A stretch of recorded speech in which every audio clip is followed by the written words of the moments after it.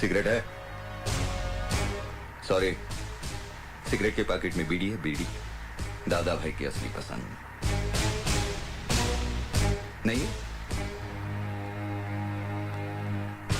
पीना छोड़ दिया क्या? बिल्कुल no smoking? Good for health. Nice.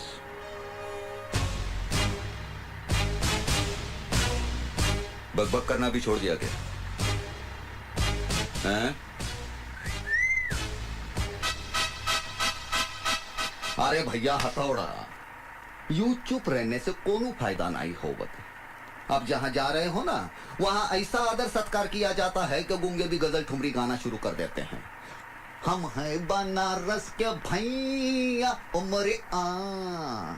चम्मच खड़ा करो क्या? चम्मच। वो फुर फुर करके चाय पीना भी छोड़ दिया। यार ये छोड़ने के मामले में बड़े माहिर हो तुम। आज ये छोड़ दिया, इसके पहले बीवी बच्ची को छोड़ दिया, उसके पहले तो हद कर दी। अपनी ड्यूटी, अपना फर्ज, अपनी वफादारी छोड़कर सीधे गद्दार बन गए। गद्दार नहीं हूं मैं, नहीं हूं मैं गद्दार। असलियत जानना चाहते हो तो अपने खून के उबाल को रोको अफसरों। ये कोई नौटंकी नहीं है, ये हकीकत है, हकीकत।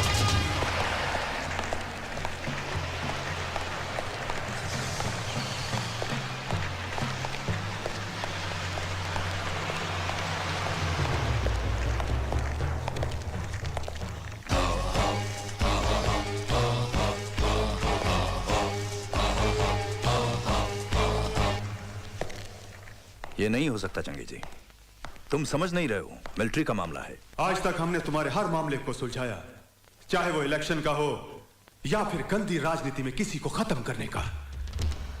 याद है इस राज्य में आतंकवाद को फैलाया किसने, उसे पैदा किसने किया? बस तुम अब शॉर्ट में समझो, हमको ज्यादा समझाने का आदत नहीं है। उन चारों को किसी भी कीमत पर छुड़ाना होगा।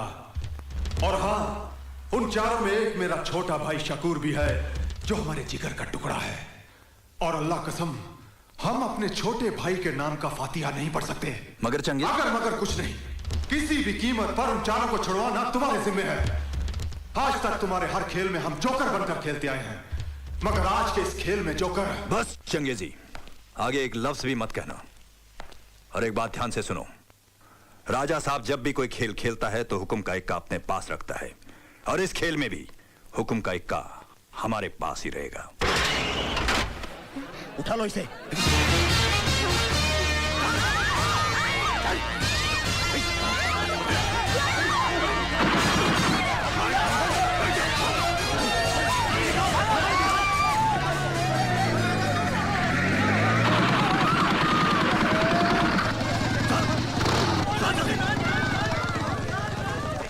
आतंकवादी द्वारा मंत्री की बेटी का अपहरण, आज की ताजा खबर, आज की ताजा खबर। आतंकवादी दिन दहाड़े मंत्री की बेटी को उठाकर ले गए, आज की ताजा खबर, आज की ताजा खबर। केंद्रीय मंत्री वीरभद्र सिंह उर्फ राजा साहब की बेटी भारती को आज उग्रवादियों ने कॉलेज के ग्राउंड से ही उठा लिया और बदले में उन 4 खूंखार आतंकवादियों को रिहा करने की मांग की, जिन्हें हमारे भारतीय जवानों ने जान की बाजी लगाकर गिरफ्तार किया था। इस मामले ने अब गंभीर मोड़ ले लिया है। इसका फैसला करने के लिए कार्यवाही कमेटी की मीटिंग कल दिल्ली में होगी। वीरभद्र सिंह जी, आप कैबिनेट कक्षा के सीनियर मंत्री हैं और आपके पीछे एक बहुत बड़े देशभक्त फैमिली का नाम भी जुड़ा है। माफ कीजिए मगन भाई, ये देशभक्ति, समाज सेवा, कानून, ये सारे अल्फाज किताबों में बंद ही अच्छे लगते हैं। अब आप ही मुझे बताइए, आप और आप जैसे चंद सीनियर पॉलिटिशियंस को छोड़कर आज के पॉलिटिकल फील्ड में कोई भी ऐसा आदमी है जो इन चीजों पर विश्वास करता है और इन पर अमल करता है? Let's be practical. आज राजनीति एक धंधा बन गया है, धंधा। इसका मतलब उस मिशन में हुई हमारे फौजियों की कुर्बानी बेकार जाएगी? देखिए, फौजियों के साथ मेरी बेटी को कंपेयर मत कीजिए। किसी भी हालत में मैं उन 4 टेररिस्टों के लिए अपनी बेटी को कुर्बान नहीं कर सकता। क्या जमाना आ गया है, लगता है महात्मा जी की बात सच होगी। मगन भाई, ऐसी कुर्बानी देने वाले नेताओं की आजकल सिर्फ मूर्तियां बनती हैं, जिनकी साल में एक बार सफाई की जाती है और मालाएं चढ़ाई जाती है, और बाकी के तमाम दिन परिंदे उनका आदर सत्कार करते रहते हैं। एक बात और मैं आप सबको बता दूं, आज मैं आप लोगों का भाषण सुनने नहीं आया हूं, मुझे फैसला चाहिए, वो भी मेरे फेवर में। ये तो सरासर ब्लैकमेलिंग है। ऐसा ही समझो। हर हालत में मुझे मेरी बेटी जिंदा चाहिए। अगर उसे कुछ हो गया तो आपकी ये मिलीजुली सरकार उड़ी समझो। 30 MP हैं मेरे पास, जिनके बलबूते पर आपकी ये सरकार चल रही है। इसे धमकी नहीं, मेरा फैसला समझना। और सब जानते हैं कि वीरभद्र सिंह जब फैसला सुनाता है तो कभी नहीं बदलता। सर, क्या फैसला हुआ आज की मीटिंग में? अभी तक कोई फैसला नहीं हुआ है, मगर मैंने अपना फैसला सुना दिया है। एक बेटी तो क्या, अगर मेरी 10 बेटियां भी होती तो मैं उन सबको अपने देश के लिए कुर्बान कर देता। इन आतंकवादियों को इस मुल्क से हमेशा के लिए खत्म करने की कसम खाई है मैंने। और ऐसे मौके पर अगर हम जैसे लीडर झुक जाएं तो इस देश की जनता का क्या होगा, इस देश का क्या होगा? सर एक मिनट, सर रुकिए तो। सर फिर कमेटी का फैसला क्या होगा? अब फिलहाल उसके बारे में मैं कुछ नहीं कह सकता। हाईकमान का जो भी फैसला होगा वही हमें मंजूर होगा। केंद्रीय मंत्री राजा साहब की बेटी के किडनैपिंग केस में आज अचानक नया मोड़ आया, जिससे राजनीतिक गतिविधियां और तेज हो गयी। कार्यवाही कमेटी की मीटिंग में पर्दे के पीछे कौन सा राजनीतिक खेल खेला गया कि राजा साहब के न होने के बावजूद भी हाई कमांड ने ये फैसला किया कि उन 4 खूंखार आतंकवादियों को राजा साहब की बेटी भारती के रिहाई के बदले में छोड़ दिया जाएगा। इस मामले में हमारे दिल्ली के संवाददाता की एक रिपोर्ट। मनोज, क्या तुम बता सकते हो कि चारदीवारी के पीछे खेले गए इस खेल का असली हीरो कौन हो सकता है? राजनीति में कुछ भी हो सकता है, मगर यहाँ दिल्ली में ऐसी अटकलें लगाई जा रही है कि गवर्नमेंट गिराने की धमकी देकर राजा साहब कोई खतरनाक खेल खेल रहे हैं। मगर इन सारी बातों पर अब तो पर्दा पड़ा ही रहेगा, क्योंकि आज रात को ही उन 4 आतंकवादियों को छोड़ दिया जाएगा और भारती अपने घर वापस लौटेगी और उसकी इस वापसी का राज हमेशा राज ही रहेगा। मनोज बाजपेयी, नई दिल्ली, आज तक।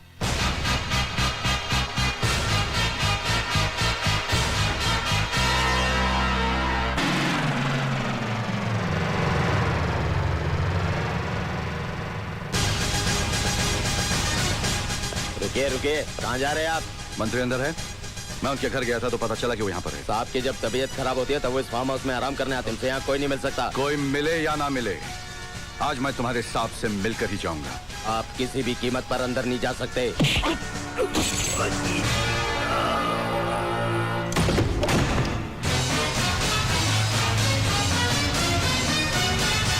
पता नहीं तुम जैसे गद्दार और देशद्रोही नेता का असली रूप हमारे देश की अंधी जनता कब देखेगी। कल तक तो टीवी इंटरव्यू में बड़े बड़े भाषण दे रहे थे कि मेरी एक बेटी तो क्या, अगर मेरे 10 संतान भी होते तो मैं उसे देश के लिए कुर्बान कर देता। और एक ही दिन में सब कुछ बदल दिया, करवा दी उन 4 कमीनों की रिहाई अपनी बेटी की जान के बदले में। अरे शर्म आती है मुझे तुम जैसे गंदे नेता को देखकर। मेजर, तुम अपने हद से आगे बढ़ते जा रहे हो। अब एक फौजी की खोपड़ी गर्म हो जाती है तो अपनी हद ही क्या, दुश्मन की सरहद भी पार कर जाता है।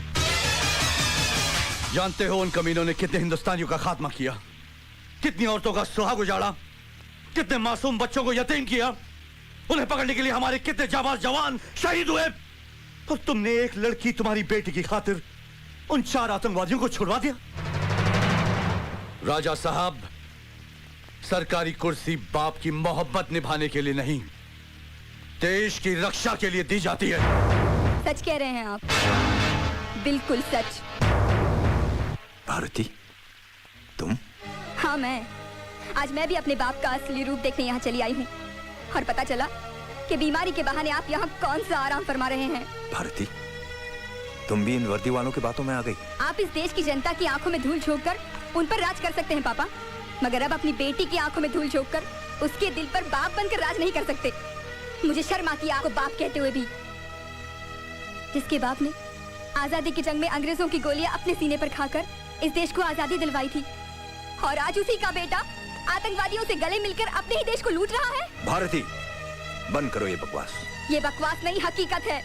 आज मुझे ये भी मालूम हो गया है कि उन 4 को छुड़वाने के लिए आप ही ने मेरे अपहरण का नाटक रचा था, और फिर बाद में आप ही ने सरकार को गिराने की धमकी देकर सरकार को दबाव में लाकर उन 4 को छुड़वा दिया। देश का प्रधानमंत्री बनने की लालच ने आपको इतना गिरा दिया है कि आपने अपनी खुद की बेटी का भी इस गंदी राजनीति में इस्तेमाल किया। बस करो बेटी। मत कहिए मुझे बेटी, आज से मैंने वो सारे रिश्ते तोड़ दिए हैं जो हमारे बीच थे। अब मैं आपको सारी दुनिया के सामने बेनकाब कर दूंगी और देशवासियों से चिल्ला चिल्ला के कहूंगी कि देखिए इस आदमी की असलियत। जिसे तुम प्रधानमंत्री बनाना चाहते हो वो आदमी कितना कमीना है। अरे जो अपनी बेटी को बेच सकता है वो एक दिन कुर्सी के लिए अपनी माँ को, अपने वतन को भी बेच देगा। बदतमीज!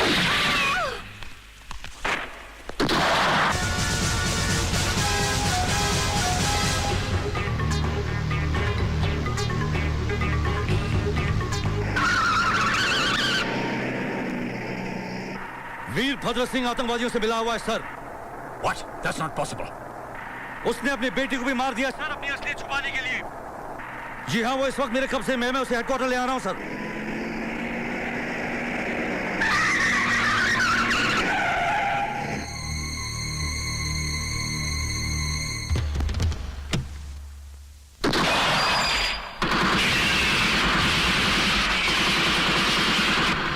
मेजर राठौड़।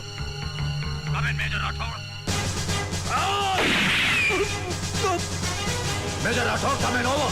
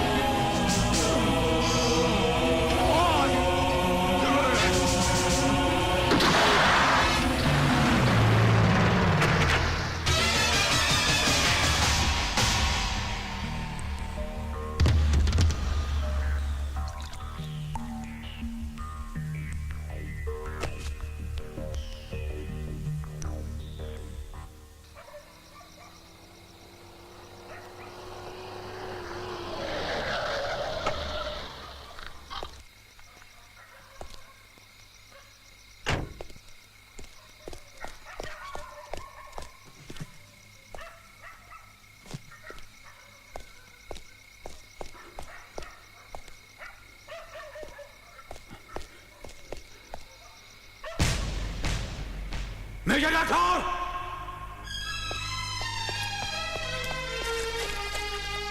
मेजर राठौर!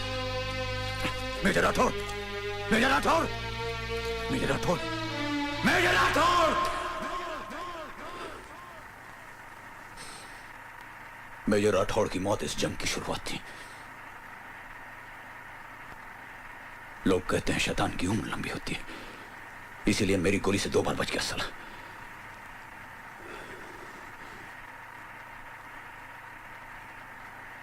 हालात फिर कुछ यूं बदले कि मैं अपना मिशन पूरा नहीं कर सका। एक सच्चा सरदार मर सकता है लेकिन अपने बाल नहीं काटेगा। उस दिन वाहिगुरु के सामने अपनी आंखों में आंसू भरे मैंने अपने हाथों से अपना रूप बदल डाला और मजबूरन वो सब कुछ किया जो मेरे धर्म और तबीयत के खिलाफ था। कहानी यहां खत्म नहीं होती। इस दुनिया में मैं एक अकेला इंसान हूं, एक अकेला बदनसीब इंसान जिसने जीते जी अपनी बीवी को विधवा के रूप में देखा हो। सच्चाई ये है सच्चाई।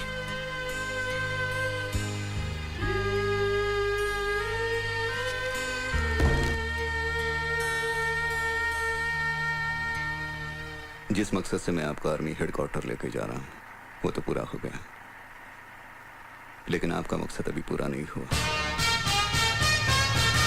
और कानून के दायरे में रहकर पूरा भी नहीं होगा।